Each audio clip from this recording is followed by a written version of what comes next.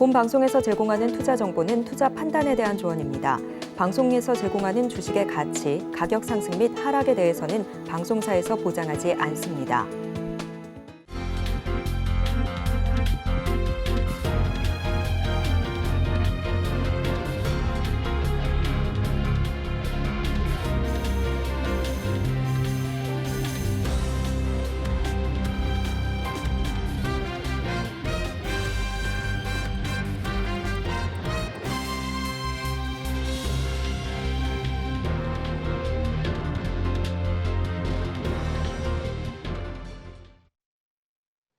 시청자 여러분 안녕하세요. 오늘을 돌아보고 내일을 준비하는 오늘장 내일장 일부 진행의 백선혜입니다. 지난 거래 뉴욕 시장에서는 CPI가 발표가 됐습니다. 시장의 예상치를 큰 폭으로 하회하는 수치가 발표가 됐는데요. 2년 3개월 만에 최저치로 집계가 됐습니다. 이런 상황 속에서 3대 지수 모두 상승으로 마감했고요. 우리 지수 역시도 훈풍을 이어받았습니다. 3거래일 연속 지수는 상승세를 이어가고 있습니다. 또 오늘 한국은행은 금융통화위원회를 열었는데 4번 연속 금리 동결을 결정했습니다. 오늘 양대 시장에서는 기관 투자자들의 수급이 유입이 되고 있습니다. 옵션 만기를 맞은 만큼 마감까지 수급의 변화에 유의하시기 바랍니다. 본 방송에서 제공해드리는 정보는 투자 판단을 위한 조언일 뿐 해당 주식의 가치와 수익률을 보장하지는 않습니다. 아울러 서울경제TV와 서울경제신문은 당사의 브랜드입니다. 최근 당사를 사칭하는 피해 사례가 늘어나는 만큼 각별히 주의해 주시기 바랍니다. 또 저희 방송 유튜브를 통해서도 보실 수 있습니다. 유튜브 검색창에 서울경제TV라고 검색하시면 저희 방송과 함께 하실 수 있으니까요. 실시간으로 댓글 참여도 많이 해주시기 바랍니다. 7월 13일 목요일입니다. 오늘장 내일장 1부는 이 시각 보도본부로 시작하겠습니다. 앞서서 살펴보셨던 헤드라인 중에서 3가지를 골라서 심층적으로 다뤄보겠습니다. 오늘은 보도국의 김미현 기자와 함께합니다. 어서 오세요. 안녕하세요. 네, 앞서서 만나봤던 헤드라인 중에서 좀 골라서 살펴볼 텐데요. 첫 소식부터 살펴보겠습니다. 일단 한은 금통위가 열렸는데 4번 연속 금리 동결을 결정했습니다. 이렇게 된 배경부터 알아볼까요? 네, 한국은행은 지난 2월과 4월, 5월에 이어 이번에도 기준금리를 현재 3.5%로 유지했습니다. 물가가 안정세를 보이고 있다는 것이 가장 큰 이유였는데요. 6월 소비자 물가 상승률은 2.7%를 기록하며 한국은행의 물가 안정 목표치인 2%에 근접한 상황입니다. 또 다른 근거는 경기 불안입니다. 하반기 경기 반등이 불투명한 상황에서 한은이 굳이 금리를 더 올려서 경기에 찬물을 끼얹을 필요가 없다고 판단한 걸로 보이는데요. 여기다 최근 새마을금고 대규모 인출 사태로 금융시장이 불안해진 것도 고려한 것으로 보입니다. 한은의 이번 동결로 미국과의 금리 격차는 2%포인트 넘게 벌어질 가능성이 한층 더 높아졌습니다. 미국은 최소한 한두 번 이상 추가 금리를 예고한 상태입니다. 두 번째 소식입니다. 건설 업계 분위기를 좀 알아볼 텐데요. 부동산 경기가 침체되면서 건설 경기도 그다지 좋지는 못합니다. 이 타격은 중소건설주가 더 많이 받는 것으로 보이는데요. 올해 상반기에 문을 닫은 건설사에 대한 통계가 좀 집계가 됐다고 하는데 어떤 수치가 나왔나요? 네, 오늘 한국건설산업연구원이 폐업 공고 건수를 분석한 결과를 공고했는데요. 지난 1월에서 6월 종합건설 폐업 건수는 총 248건으로 집계됐습니다. 이는 2011년 상반기 310건을 기록한 이래 12년 만에 가장 많은 규모입니다. 지난해는 한 달 평균 30건 수준이었는데 올해는 40건 수준으로 작년보다 10건씩 더 많은 상황입니다. 특히 지난달에만 폐업 공고가 53건으로 작년 동기보다 35건이나 늘었습니다. 일반적으로 종합건설업체는 하도급자에 해당하는 전문건설업체에 하청을 주는 구조여서 업계에서는 상대적으로 규모가 큰 편입니다. 이런 건설업계 구조상 종합건설업체 폐업은 전문건설업체에도 운영에도 영향을 줄 수 있어서 우려를 더 키우고 있습니다. 폐업이 늘어났다라는 건 건설업계 상황이 좋지 않다라는 걸 의미할 텐데요. 앞으로의 상황은 어떨까요? 네, 연구원은 폐업 건수가 감소하기는 좀 어려울 것으로 내다봤습니다. 왜냐하면 한동안 신규 수조가 늘어나기는 어려울 거로 봤기 때문인데요. 한건현은 부동산 경기 부진이 이어지는 가운데 원자재값 상승으로 공사비가 급증했다고 분석하고 있습니다. 신규 착공이 줄면 건설사 입장에서는 면허 유지 비용만 더 많이 든다고 판단할 수 있기 때문에 그만큼 폐업할 가능성이 더 높아집니다. 특히 지방 건설사에서 이런 현상이 더 클 것으로 보이는데요. 왜냐하면 여전히 미분양 량이 많기 때문입니다. 국토부에 따르면 수도권의 경우 지난해 5월 기준 3,500여 가구였던 미분양 분량이 올 5월에는 1만 가구로 7,200가구 늘었으나 같은 기간 지방은 2만 3,800여 가구에서 5만 8천 가구로 무려 3만 4,200가구나 증가했습니다. 마지막 소식입니다. 내년도 최저임금을 결정하기 위한 논의가 한창 진행 중이죠. 최근에도 모였다는 소식이 들려왔는데 어떤 논의가 오갔을까요? 네, 우선 그저께 열린 회의에서는 노동계와 경영계가 각각 최저임금에 대한 4차 수정안을 내놨는데 합의에는 결국 이르지 못했습니다. 근로자위원은 현행 9,620원보다 15.8% 인상한 11,140원을, 사용자위원은 1.2% 인상한 9,740원을 제시했습니다. 최초 요구안에서 2,590원이던 노사 양측의 격차는 이 회의를 거듭하면서 1,400원까지 좁혀졌지만 합의에 이르기까지는 여전히 의견차가 큰 상황입니다. 원래 최저임금은 노동계와 경영계의 입장차를 좁히는 방식으로 결정되는데요. 논의가 계속 평행선을 달릴 경우엔 노동 관련 전문가 집단인 공익위원이 최종안을 제시합니다.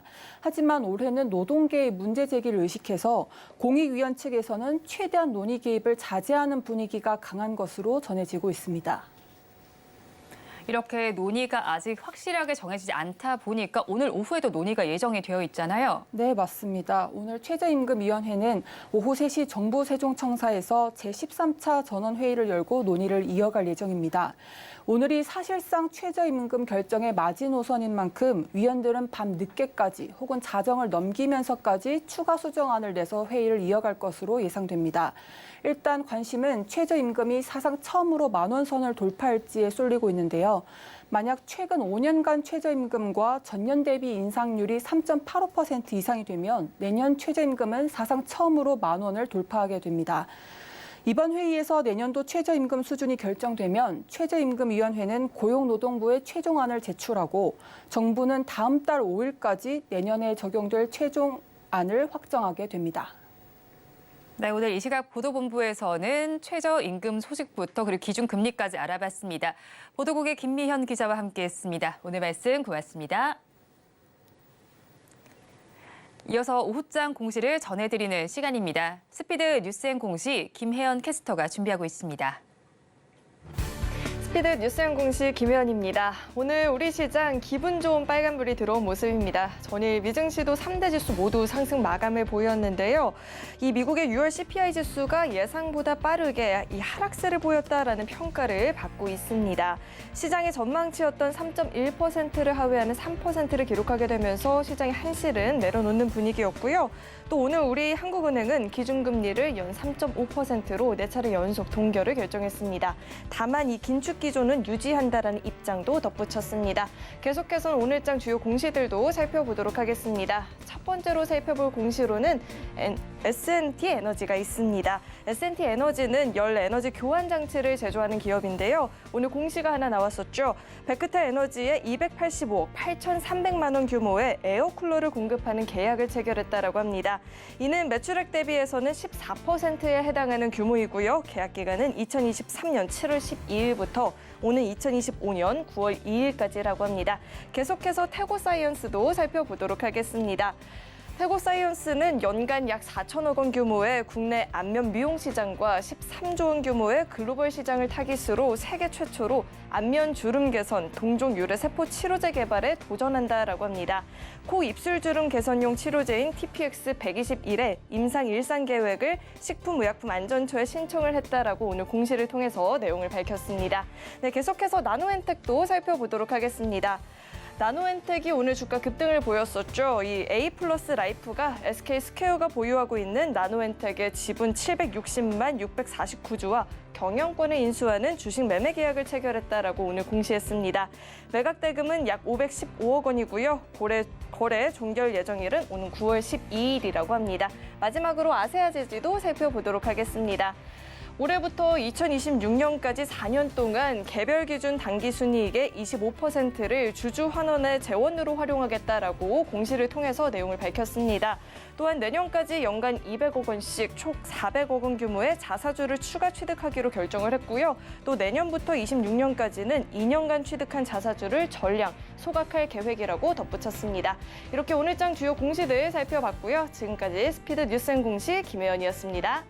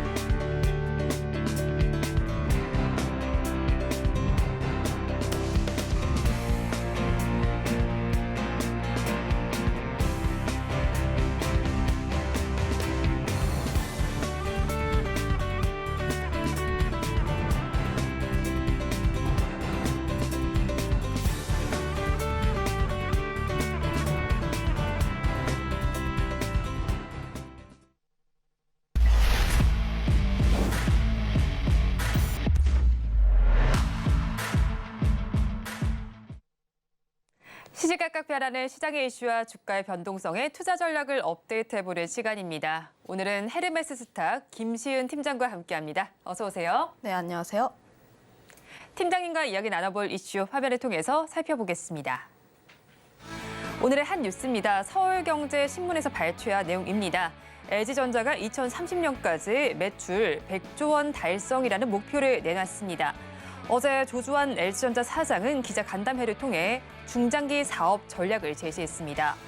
비하드웨어, 기업 간 거래, 신사업 등 3대 신성장 동력을 중점 추진하겠다라고 밝혔습니다. 관련해서 오늘 LG전자에서 강세가 나타나고 있는데요. 자세한 내용 짚어보겠습니다.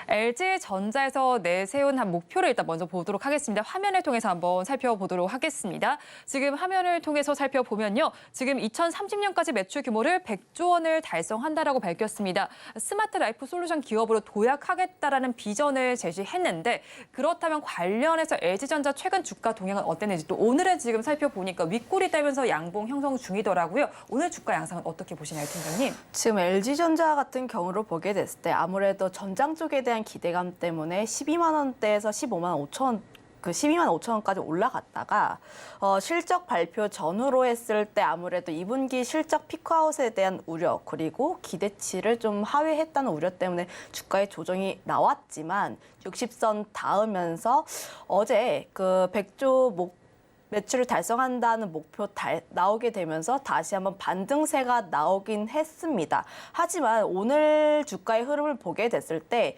20선에 부딪혀서 아직까지 올라가지 못하는 모습을 보여주고 있는데 하지만 앞으로 뭐 LG전자가 말해준 목표라든지 그런 것들을 보게 된다면 중장기적으로 성장할 가능성이 굉장히 높다 이렇게 판단을 하고 있습니다.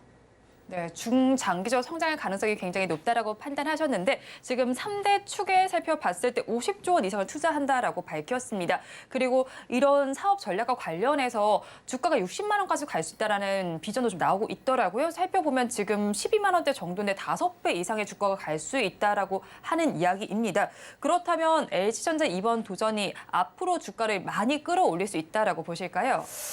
일단 뭐 LG전자 하면 가장 먼저 생각나는 게 가전이잖아요. 네. LG전자 하면 뭐 흰색 가전 이러다 보니까 기존 가전 쪽에서 전장이라든지 신사업 쪽을 이제 나아가게 되면서 기존이 가지고 있던 이미지를 탈피를 하겠다라는 측면으로 이야기를 하고 있는 것 같은데 우선 목표 가격 같은 경우 60만 원 사실 좀 어려운 가격대는 아닌가. 물론 되면 좋겠지만 네. 아직까지 우리나라 국내 사정상 그 밸류를 모두 받는 기업 자체가 많지가 않다 보니까 그 정도는 아니더라도 중장기적으로 봤을 때 더 올라갈 성장 가능성이 높다라고 보시면 좋을 것 같고 LG전자에서 좀 내세웠던 이야기가 크게 세 가지가 있습니다. 네. 크게 세 가지 축으로 보시면 좋을 것 같은데 무형 하드웨어 부분 같은 경우에는 기존의 LG전자 같은 경우는 가전제품을 판다든지 일단 제품을 팔면 그게 수익으로 바로 반영이 되는데 이거를 뭐 솔루션이라든지 구독 형식으로 바꾸겠다고 내세우고 있고 특히 B2B 사업 같은 경우도 보면은 기존의 소비자들이라면 이제는 전장 쪽이라든지 기업과의 거래를 하게 되면서 앞으로 더 많은 매출을 불러 일으키겠다라고 보시면 좋을 것 같습니다. 신사업 같은 경우도 보면은 뭐 메타버스라든지 전기차 디지털 헬스케어 이런 쪽으로 좀 진행이 되다 보니까 앞으로 우리가 좀 더 집중해 볼 필요가 있는 쪽은 신사업 쪽이 아닌가라고 보고 있는데 아무래도 전기차 충전이라든지 디지털 헬스케어 이런 부분 같은 경우에는 우리가 그동안 많이 유망하다고 생각하고 있던 사업들 있잖아요. 전기차 같은 경우 2차 전지라든지 전기차와 함께 연동이 되고 있고 디지털 헬스케어 같은 경우에 또 특히 뭐 AI라든지 이런 게 굉장히 유행하고 있잖아요. 오늘도 보면은 의료 AI 쪽이 굉장히 강한 흐름들을 보여주고 있었는데 AI가 디지털 헬스케어라든지 이런 점과 연동될 가능성이 높다. 거기다가 LG가 로봇도 좀 많이 관심을 갖고 있잖아요. 로봇과 함께 연결될 수 있는 시너지가 많고 있고 특히 LG 쪽에서 그 부분에 있어서 투자를 굉장히 많이 진행하고 있기 때문에 앞으로 LG전자에 대해서 주목해 보실 부분 같은 경우에 신사업이 아닌가라고 보고 있습니다.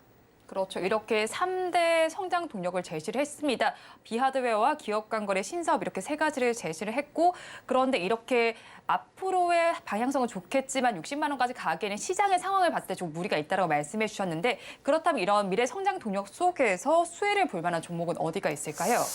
아무래도 관련했을 때 뭐 2차 전지 쪽이 되지 않을까, 그 전장 쪽. 지금 사실상 LG전자의 성장 동력이라고 할 수 있는 게 전장 쪽입니다. 가전제품 같은 경우에는 사실 뭐 캐시카우 역할을 하고 있긴 한데 사실상 시장 자체가 성장을 가파르게 하기 어려운 시장이잖아요. 뭐 프리미엄 TV 굉장히 잘 팔린다고 해도 사실상 뭐 코로나 기간 때 TV 굉장히 많이 샀다 보니까 앞으로의 성장성이라든지 이런 부분을 봤을 때 더 기대가 될 수 있는 부분이 전장 사업부가 아닐까. 특히 LG전자가 9만 원대에서 12만 원대로 갔던 이유가 전장 사업 쪽에서 실적이 기대가 되기 때문이라 보시면 좋을 것 같은데 관련했을 때 아무래도 매출 비중이 적긴 하지만 한 3년 뒤에는 가전 쪽의 매출을 뛰어넘는다는 이야기가 나올 정도로 특히 핵심 동력으로 많이 자리 잡고 있다 보니까 전장 쪽에서 흑자 전환이 계속되는지 여부 이런 부분 좀 지켜질 것 같아요. 이런 부분을 보게 됐을 때 앞으로의 뭐 성장성이 크게 기대가 된다라고 보시면 좋을 것 같은데 그러면 LG가 지금 잘 하고 있는 게 전장 쪽이잖아요. 그럼 네. 뭐 전장 쪽에서도 특히 LG전자는 마그마 통해서 부품 조달하고 있고 특히 뭐 소프트웨어라든지 뭐 자율주행 쪽으로 가게 된다면 LG이노텍도 있고 2차 전지 관련했을 때는 LG 에너지 솔루션도 있고 그리고 LG 관련했을 때 굉장히 다양한 사업들을 영위하고 있기 때문에 대부분 수혜를 받지 않을까 이렇게 보고 있습니다. 네, 대부분의 종목군에서 수혜를 받지 않을까 하고 짚어주셨습니다. 그러면 다음 이슈는 화면을 통해서 살펴보겠습니다. 오늘의 두 번째 이슈가 된 뉴스입니다. 어제 서울경제신문에서 단독 보도가 있었습니다. 셀트리온과 셀트리온 헬스케어, 셀트리온 제약 3사가 합병 절차에 본격 돌입했습니다. 셀트리온 3사 합병 작업이 순조롭게 진행될 경우에는 연내 합병도 가능하다라는 전망이 나오는데요. 3사 합병을 마무리하게 되면 바이오 시밀러와 신약 투트랙으로 글로벌 시장 공략에 전사적 역량을 가동할 것으로 예상됩니다. 관련해서 오늘도 셀트리온 그룹주에서 강세가 나타나고 있습니다. 자세한 내용 짚어보도록 하겠습니다. 일단 3사가 합병을 한다라는 보도가 나왔습니다. 합병 기대감이 굉장히 큰 상황인데 전례 없는 속도전이다라는 분석도 나오고 있습니다. 만약에도 연내 합병을 할 수도 있을 것 같긴 한데 일단 로드맵에 대해서 한번 짚어주시고 이렇게 합병을 하게 되면 어떤 시너지 효과가 나타난다라고 보실까요? 아무래도 좀 뭐 관련했을 때 좀 지배구조라든지 개선 효과가 있고 경영에 대한 효율성 그리고 회계적으로 좀 투명해지다 보니까 이런 부분에 있어서 셀트리온이 가지고 있는 지위가 올라갈 가능성이 높다. 이렇게 보시면 좋을 것 같은데 관련 이슈가 전 거래일에 나왔다 보니까 셀트리온 3사 같은 경우에는 주가가 어제부터 굉장히 큰 급등세를 나왔습니다. 사실 오늘 12시에 공시가 나오기 전까지는 기대감이 굉장히 많았기 때문에 계속적인 상승세를 나왔었는데 공시가 나왔었는데 구체적인 합병 대상이라든지 시기, 방법에 대해서 최종적으로 확정된 사안이 없다라고 선을 그으면서 주가에 좀 낙폭이 과하게 나왔다라고 보시면 좋을 것 같은데 공시가 나오자마자 한 2, 3분 동안 5%대의 하락세가 나왔고 다른 3사 같은 경우에도 계속 좀 지금 보면 윗꼬리가 상당히 길어요.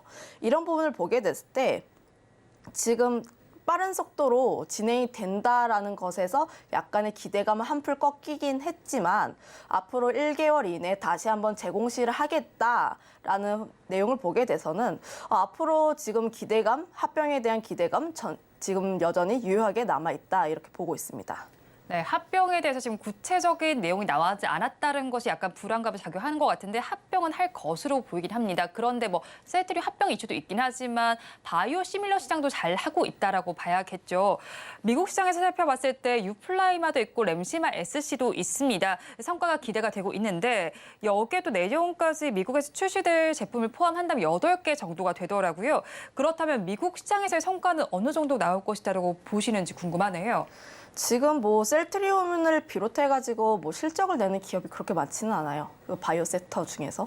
그런데 셀트리온 같은 경우에는 실적에 대한 부분도 있는데 미국 쪽에 대한 기대감도 굉장히 크다라고 보시면 좋을 것 같은데 특히 유플라이마 같은 경우에도 그렇고 램시마 SC에 대해서도 그렇고 미국에서의 성과가 좀 기대가 된다라고 보시면 좋을 것 같은데 램시마 SC 같은 경우는 10월 정도에 승인이 될 것으로 전망을 하고 있고 그러면은 내년 초에 출시가 될 것으로 예상을 하다 보니까 이런 부분을 보게 됐을 때 앞으로의 파이프라인이 하나 더 늘어나게 된다면 매출에 대한 다양성 그러니까 매출에 대한 증가폭이 더 늘어날 수 있지 않을까라는 기대감도 나와주고 있고요. 유플라이마 관련했을 때는 지난 3일에 출시가 되었는데 유플라이마가 휴미라 바이오시밀러입니다. 그런데 휴미라 같은 경우에 미국 쪽에서 굉장히 잘 팔리고 있는데 유플라이마 같은 경우에는 오리지널 대비했을 때 가격에 약 5% 정도 할인율로 출시를 하다 보니까 이런 부분을 보게 됐을 때는 판매를 할 때 좀 매출이 좋게 나오지 않을까라고 보고 있고요. 최근 들어서 최근은 아니고 한 몇 거래일 전에 보험 관련한 이슈가 나오면서 급락이 좀 세게 나왔습니다. 셀트리온 헬스케어 쪽에서 급락이 강하게 나왔는데 그런데 이 부분 같은 경우에는 좀 낙폭이 과했다라고 판단을 하고 있고 다시 한번 회복세를 그려내지 않을까라고 전망을 하고 있는데 아무래도 미국 시장에서 이제 판매를 할 때 가장 중요한 게 보험 등재 여부입니다. 보험 등재 여부에 대해서도 사보험 같은 경우에 지금 계속 관련했을 때 파트너사를 찾고 하고 있고 협상 진행 중이다 보니까 이달 말에 사보험 등재 여부가 발표가 된다면 다시 한번 주가의 상승폭이 나올 수 있지 않을까라고 보고 있고, 그리고 비율을 보게 됐을 때 보험에는 사보험뿐만 아니라 공보험도 있다 보니까 공보험 등재 여부도 굉장히 중요하기 때문에 관련했을 때 이 부분에 대해서도 좀 더 주목해 볼 필요가 있다. 단 한 가지의 안 좋은 이슈로 인해서 급락이 나오긴 했지만 이런 부분 같은 경우에는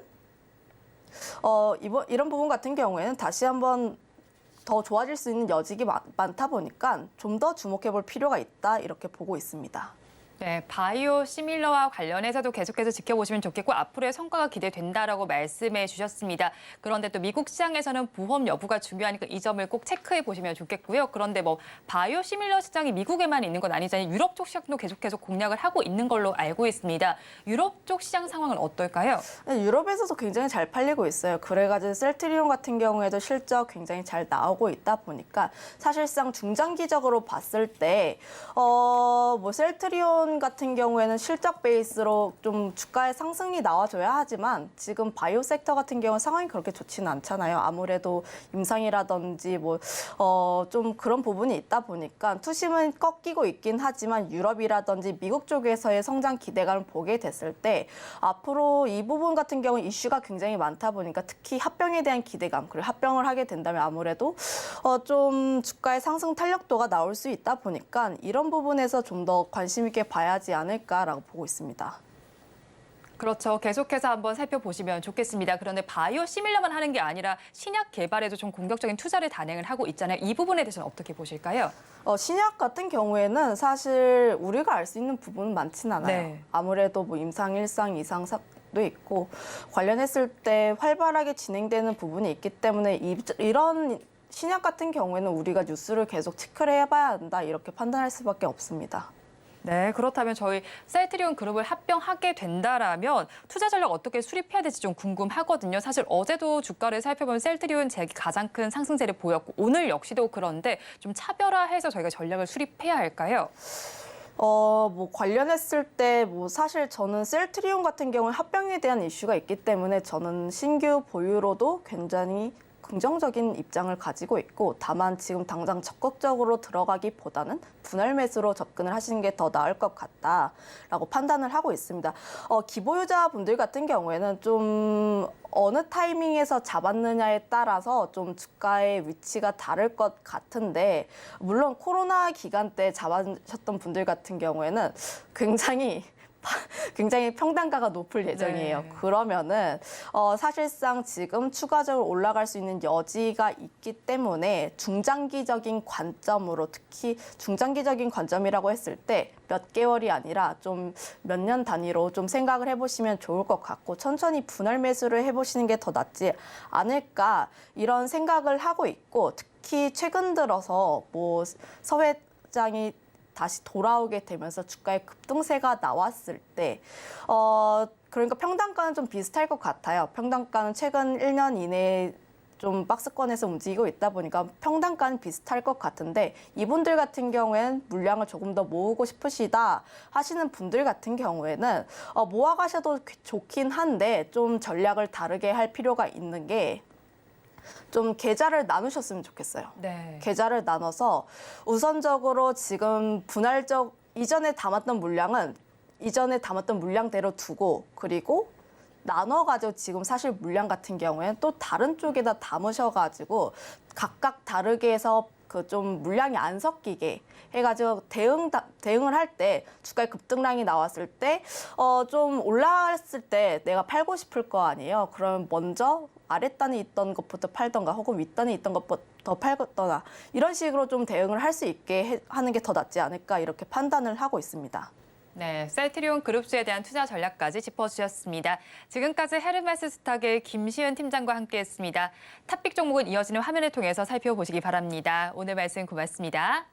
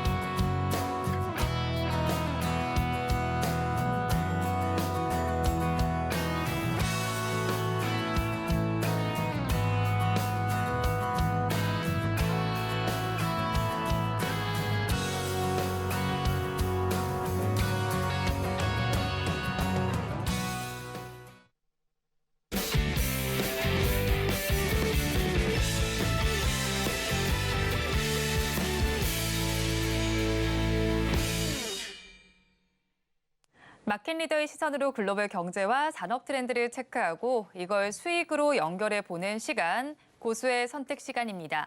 오늘은 김한진 이코노미스트와 함께합니다. 어서 오세요. 네, 안녕하세요. 박사님과 이야기 나눠볼 주제 화면을 통해서 살펴보겠습니다. 오늘의 주제입니다. 미국 CPI가 지난 거래일 발표가 됐습니다. 27개월 만에 최저치를 기록했는데요. 그렇다면 7월의 금리 인상이 마지막이 될지 한번 짚어봐야겠습니다. 자세한 내용 짚어보도록 하겠습니다. 6월 CPI가 발표가 됐습니다. 시장의 예상치를 크게 하회한 수치로 나타났고요. 2년 3개월 만에 최저치로 집계가 됐습니다. 어제 밤에 보시면서 이 수치 어떻게 평가하고 계셨나요? 네, 그 헤드라인 물가는 지금 2021년 말씀하셨듯이 8월 이후에 최저치였고요. 그리고 이제 변동성이 큰 것들, 에너지라든지 곡물을 뺀 근원도 작년 9월 이후에 가장 낮은 상승률을 기록했습니다. 그리고 최근에 조금 끈적끈적했던 항목들이 있거든요. 네. 물가에서. 그런 게 이제 항공료라든지 중고차 가격, 그리고 가장 그 CPI에서 특히 근원 물가에서는 거의 40%를 차지하죠. 비중이 주거비 이런 조금 하방 경직성이 있는 그런 물가 항목들이 일제히 하락을 했습니다. 그래서 하락한 건 아니고 이제 상승률이 좀 둔화된 거죠. 네, 그렇죠. 거기다가 이제 가장 큰 것은 뭐 헤드라인 물가를 많이 끌어내린 것은 1년 전보다 한 17%나 빠진 에너지 가격이 전체 물가를 끌어내리면서 좀 전에 말씀드렸던 그동안 뭐 물가를 조금 적게 내리도록 만들었던 좀 하방 경직성이 있는 그러한 끈질긴 요인들이 드디어 조금 차분하게 안정되기 시작했다라는 것에서 조금 의미를 찾을 수가 있겠습니다. 네, CPI 발표에 대해서 하방 경직성이 있었던 요인을 조금 어떻게 보면 안정화시켰다라는 데 의의가 있다라고 말씀해 주셨는데요. 일단 그렇게 되면서 경제 지표가 나왔고 FOMC도 예정이 되어 있잖아요, 박사님. 그런 만큼 일단은 연준과 이제 뭐 시장에서는 사실 7월에는 금리 인상 가능성 90% 넘게 체크를 하고 있지만 앞으로도 9월과 11월에는 금리 인상을 어떻게 할지 지금 촉각에 쏠리고 있는 것 같아요. 지금 일단 경제 지표 자체는 시장의 예상치보다 많이 하회를 했기 때문에 앞으로 연준의 시나리오 어떻게 보시나요? 네, 어제 나온 물가 지표, 그러니까 미국의 6월 물가 지표는 충분히 앞으로 하반기에 연준의 통화 정책에 영향을 충분히 미칠 만한 중요한 그 의미를 함축하고 있다고 생각을 합니다. 하지만 조금 연준이 한 달치 물가를 보고 바로 그냥 여러 가지 이렇게 생각은 많이 하겠지만 그렇게 정책을 뭐 이렇게 좌로 우로 이렇게 바꾸지는 않을 것 같고요. 일단 7월 26일 날 예정된 통화정책 회의에서는 시장에서 예측하는 것처럼 이렇게 좀 25bp 인상해서 최종금리를 5.50%에 갖다 놓을 확률이 거의 지배적이고요. 문제는 이제 그 이후의 행보죠. 나머지 12월까지의 3번 남은 통화정책회의에서 과연 올릴 거냐, 아니면 7월 26일 통화정책회의가 5.50%가 마지막이냐라는 건데, 지금으로서는 7월 26일 25bp 인상이 좀 마지막 금리 인상일 가능성이 높아졌고요. 연준은 하지만 아마 매파적 인상을 할 것 같습니다. 7월 26일 날 인상을 하면서 추가 인상할 수 있다라고 이제 블러핑을 할 것 같거든요. 여지를 좀 남겨주겠네요. 네, 그 이유는 이제 여러 가지가 있겠지만 아직까지도 고용 시장이 타이트하다는 점, 실업률이 3.6%잖아요. 아직까지도 신규 일자리가 굉장히 조금 많이 그 기업들의 구인 지수가 아직 980만 건이잖아요. 그리고 실업자 한 명당 빈 일자리가 1.6개일 정도로 이 불황에서는 찾아보기 어려운 굉장히 따끈따끈한 고용 시장이거든요.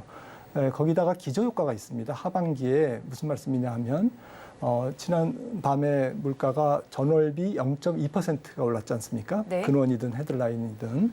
그런데 하반기에도 전월비, 그러니까 뭐 7월 달에도 6월 달 대비 0.2 이렇게 계속 올라가면 계산을 해봤더니 연말에 소비자 물가가 3.9 정도까지밖에 안 떨어지더라. 거의 그 자리라는 얘기잖아요. 그러니까 기저효과가 작년 상반기에는 물가가 높았기 때문에 조금만 떨어져도 크게 떨어지는 그런 효과를 봤지만 하반기에는 물가가 조금 더 떨어져야 연준이 목표로 하는 근원 PCE 물가 2.0%에 그래도 내년 중후반 이후에 도달할 수가 있거든요. 그래서 연준은 여전히 갈 길이 멀다. 그리고 피벗은 좀 생각하지 마라라는 네. 시장에 메시지를 던질 것 같습니다. 네, 일단 7월에 금리 인상이 마무리가 되더라도 매파적인 발언을 나올 것으로 예상이 되고 있습니다. 이유를 한번 살펴보니까 소비자 물가 지수는 그래도 안정세를 보이긴 했지만 고용시장의 지표를 계속해서 좀 주목해 보시면 좋겠다라고 말씀해 주셨어요. 그렇다면 금리 관련해서 오늘 또 우리나라에서 금통위가 열리면서 동결이 결정이 됐잖아요. 4차례 연속 결정이 됐는데 동결이 되면서 이 배경에도 좀 관심이 쏠리고 있어요. 사실 미국에서는 인상 기조가 더 유력한 상황인데 왜 우리나라는 계속해서 동결을 하고 있는 걸까요? 네, 중앙은행이 가장 초점을 두는 것은 물가 아닙니까? 네. 그런 측면에서 우리 최근의 물가가 전월에 3.3에서 지금 2.7까지 떨어졌습니다. 네. 그러다 보니까 물가가 일단 2%대 중후반이지만 2.0%가 멀지 않았잖아요. 네. 그러니까 하나는 굳이 지금 금리를 올려서 뭐 좀 물가를 잡기보다는 일단 물가가 저절로 떨어지고 있으니까 경기가 안 좋아서 물가가 떨어지고 있으니까 하반기에 좀 연준의 눈치도 보고 좀 경제 상황도 보면서 대응을 할 것 같습니다. 그리고 보다 더 중요한 것은 사실은 가계부채가 좀 많다라는 건데요. 최근에 네. 또 3개월 보니까 가계부채 비율이 다시 올라갔습니다. 최근 한 달만 해도 5조 9천억 원이 신규 가계대출이 증가했거든요. 가계부채가 증가한 거죠. 그래서 이런 부분들이 아직까지는 하는 입장에서는 가계부채 비율이 높으니까 금리를 올리면 경기가 위축될 거고 또 취약차주들이 상환을 하는데 부담을 겪으면서 금융 안정성이 훼손될 거 아닙니까? 그런 것을 따지면 금리를 올리지 말아야 되는 이유도 되지만 최근에 말씀드렸듯이 가계부채가 올라가고 또 주담대가 이제 다시 특례 보금자리론이 지금 대출이 됐죠. 그러면서 여러 가지 거시 건전성, 특히 가계부채와 관련된 DTI라든지 LTV라든지 이런 부분들이 조금 그 위협을 받고 있지 않습니까? 네. 이런 부분들이 한은에서는 또 금리를 올려야 조금 가계 건전성이 조금 통제가 되면서 가계부채가 조금 증가하지 않는 효과를 누리니까 양면성이 있는 거죠. 그런데 한은 입장에서는 이걸 보면 올려야 되고 저걸 보면 올리지 말아야 되고 이런 상황에서 조금 결정적인 것은 이제 7월 26일 25bp 인상 이후에 FOMC 연준의 통화정책 행보가 어떻게 될 거냐. 네. 지금도 200bp가 벌어져 있기 때문에 7월 26일 날 올리면 이제 한미 금리 차가 200bp가 되는 거죠.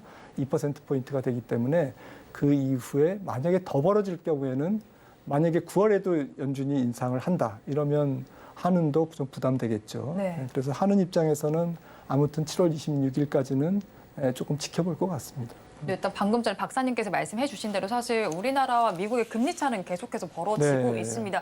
근데 7월에도 오르고 9월에도 만약에 올리게 된다면 더욱더 벌어지게 되면서 부담이 될 텐데 그런 와중에도 계속 동결을 하고 있으니까 저희는 또 금리 인하 가능성도 좀 찾아봐야 될 것 같아요. 언제쯤 하게 될까요? 오늘 한은 총재께서 기자간담회 때 어쨌든 금리 인하가 조만간에 이루어지기는 어렵다라는 취지로 얘기를 밝혔고요. 입장을 밝혔고 그것은 지금 좀 앞전에 좀 말씀드렸듯이 네.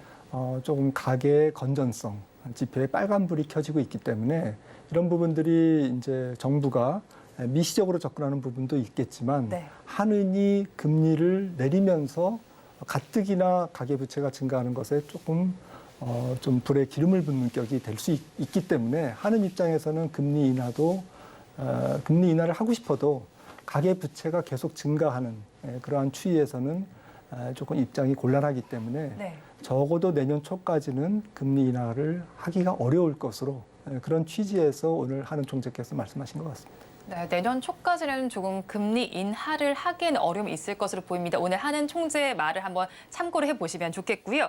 그리고 G2의 경기 전망도 살펴보면 좋겠습니다. 먼저 미국의 경기 침체 가능성을 두고는 다양한 시각들이 나오고 있는데요.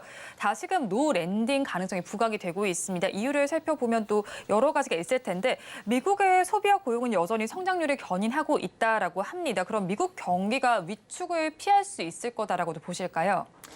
현재로서는 뭐 심각한 경기 침체는 올해는 적어도 안 올 것 같고요. 많은 사람들이 지적을 하지만 침체는 없다. 다만 낮은 성장은 지속될 가능성이 크다. 뉴욕 연준은행 존 윌리엄스 총재의 말이고요. 그러니까 이코노미스트들이 대부분 예측하는 것은 물가가 천천히 떨어지는 만큼 경기 침체도 경기 둔화도 조금 천천히 느리게 부드럽게 착륙을 하는 그런 분위기인데 이런 부분들을 성장률로 조금 계산을 하면 1%대 초반? 그러니까 1.2나 1.3 올해 미국 경제 성장률이요. 그러면 장기 추세 1.7이나 1.8보다는 훨씬 낮지만 그래도 당초 예상했던 뭐 0%라든지 0.5%라든지 이런 뭐 살짝 뭐 0.5%와 1%가 큰 차이는 아닌 것 같지만 사실은 큽니다. 네. 그래서 정말 극단적인 굉장히 시장에서 특히 주식시장에서 우려하는 그러한 경착륙성 착륙보다는 네. 조금 부드러운 착륙 내지는 경기 둔화가 진행될 것 같고요. 다만 제 생각에는 그 상당 기간 그러한 저성장 국면, 미국도 한 1%대 초반의 저성장 국면이 지속되면서 2024년까지 내년까지 약간 1%대 초중반의 낮은 성장률이 지속되면서 물가를 조금 더 끌어내리는 그러한 그림으로 가지 않을까 이렇게 생각을 해봅니다. 네, 올해 경기 침체는 피하겠지만 연착륙 정도로 나타날 수도 있겠다고 말씀해 주셨는데 또 경기가 침체될 것이라는 의견도 팽팽하게 맞서고 있잖아요. 그런데 일각에서 또 보면은 미국 증시의 가장 큰 위험이 경기 침체 위험이 후퇴하는 것이다라는 주장도 나오고 있습니다. 이에 대해서 박사님 견해는 어떠실까요? 네, 경기 침체 위험이 후퇴한다. 그러니까 이제 경기가 좋다는 얘기죠. 네. 경기가 좋으면 연준의 피벗도 조금 지연되고 굉장히 멀리 가고 그리고 연내에 좀 불가능하고요. 그리고 무엇보다도 조금 뭐 시장을 어렵게 만드는 것은 경기가 나쁘지 않으면 그러니까 경기가 좋으면 사실은 주식시장이 좋은데 그게 왜 나쁘냐? 지금 상반기에 주식시장 밸류에이션이 좀 올라가 있지 않습니까? 네. IT 업종 S&P 500을 보니까 한 28배, 임의 소비재, 테슬라 중심의 임의 소비재 자동차가 또 한 27, 8배 이렇게 한 10년 평균 S&P 500 섹터 PER보다 이런 특정 섹터 상반기에 많이 올랐던 어떤 그 섹터들이 밸류에이션이 착하지는 않습니다. 네. 굉장히 이렇게 들떠 있는 거거든요. 그런 상태에서 경기가 조금 천천히 떨어지거나 또 거기에 따라서 물가와 금리가 좀 하방 경직성을 보이면 즉 미국 국채 10년물이 지금 어제는 이제 조금 많이 떨어졌습니다만 네. 하루에 한 10bp 떨어졌습니다만은 이게 이제 빨리 한 3.0까지 떨어져야 되는데 3.0까지 떨어지는 3.0 정도 혹은 그 이하로 떨어지는 경로가 굉장히 조금 천천히 기울기가 완만하게 떨어지면 그만큼 상반기에 많이 올랐던 주식시장에서 이런 주도 섹터들이 조금 밸류에이션에 가뜩이나 밸류에이션도 높은데 조금 금리도 잘 안 떨어지면 조금 이런 업종들이 조금 부담을 느낄 수가 있는 거죠. 그런 측면에서 결국에는 시장이 좀 그 중간에서 이제 타협을 하겠죠. 경기가 너무 경착륙을 보여서도 안 되고 물가도 너무 급하게 떨어지는 것도 시장은 원치 않고요. 지금 모든 게 천천히 떨어지면서 전체적으로는 기업이익이 조금 거시경제, 우리가 보는 성장률이라든지 이런 거시경제 지표보다는 조금 더 우월하게 나오면 네. 이 환경이 주식시장이 가장 바라는 최적의 환경이 아닌가 싶습니다. 네, 금리와 관련해서 살펴보시면 좋겠고요. 그렇다면 또 2분기 실적 시즌에 서막도 올랐잖아요, 박사님. 그러면 이것과 관련해서 살펴봤을 때 월가에서는 증시 상황은 좋지만 좀 경계감이 확산이 되고 있는 모습인 것 같고요. 우리나라에서도 7월 셋째 주에 전체적으로 좀 본격적으로 실적이 발표되는데 이때 이후로 조금 하반기에 이제 봤을 때 조금 더 내려갈 수 있다는 의견도 나오고 있는 것 같아요. 그렇다면 2분기 실적 시즌을 기점으로 해서 글로벌 증시 방향성 어떻게 보실까요? 네, 실적 시즌이 이제 시작됐죠. 네. 미국은 이제 이번 주에 금융주부터 시작되는데요.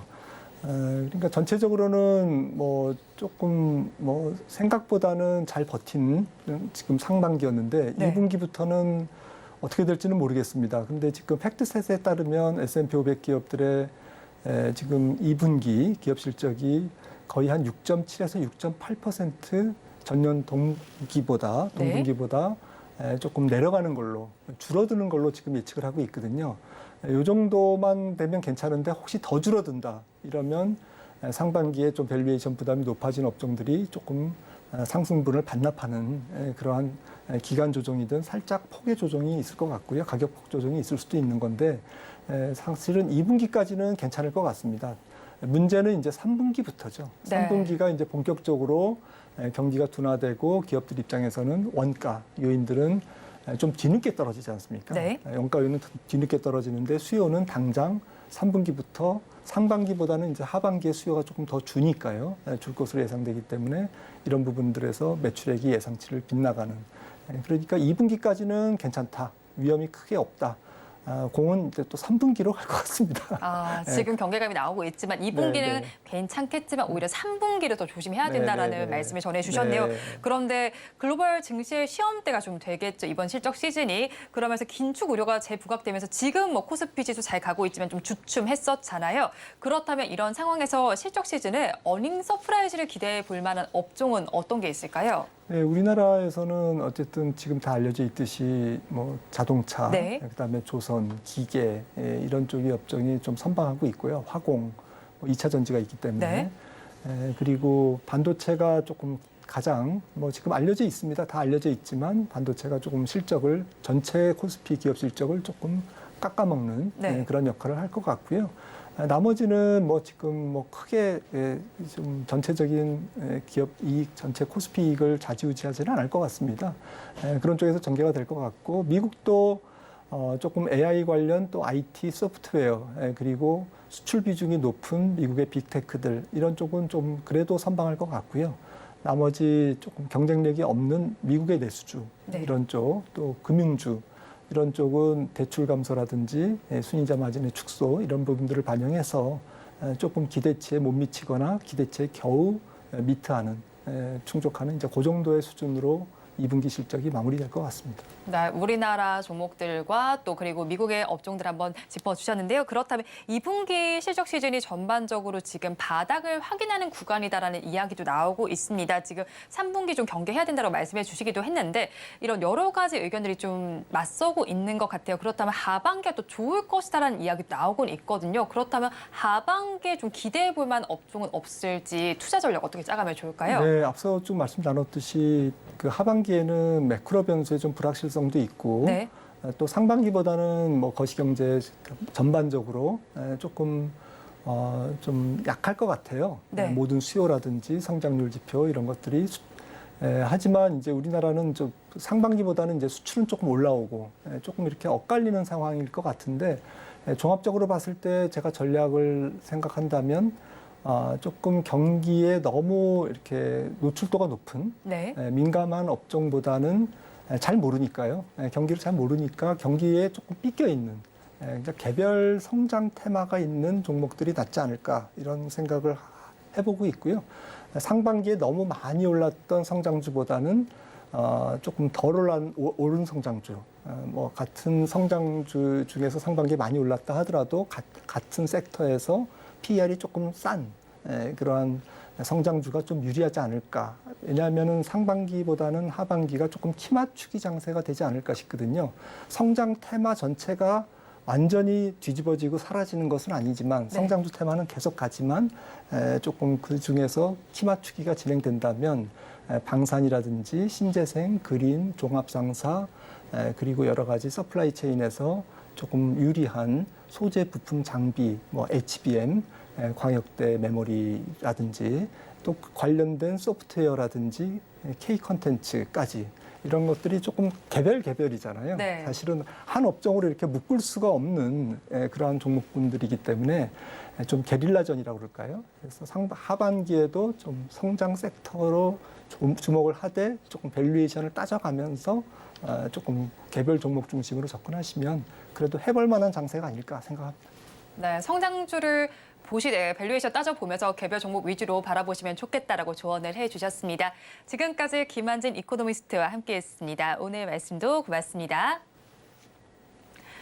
오늘장 내일장 1부도 마칠 시간이 됐습니다. 1부에서 다뤄드렸던 내용 요약해서 정리해드리겠습니다. 화면을 통해서 만나보시죠. 오늘장 내일장 1부의 핵심 내용입니다. LG전자 성장 핵심은 전장 사업으로 짚어주셨고요. 그리고 셀트리온 그룹 내에서 탑픽은 셀트리온 제약이었습니다. 그리고 차, 조선, 철강, 기계, 의료기계 실적이 기대되니까 이 점들 참고를 해보시면 좋겠습니다. 본 방송에서 제공해드리는 정보는 투자 판단을 위한 조언일 뿐 해당 주식의 가치와 수익률을 보장하지는 않습니다. 오늘장 내일장 1부 준비한 순서는 여기까지입니다. 저희는 잠시 후 2부로 돌아오겠습니다.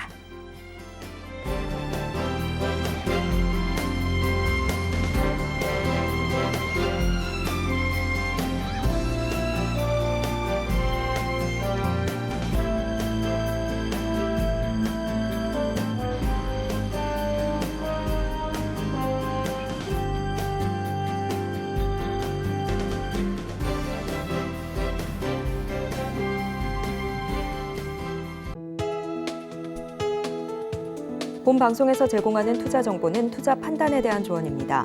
방송에서 제공하는 주식의 가치, 가격 상승 및 하락에 대해서는 방송사에서 보장하지 않습니다.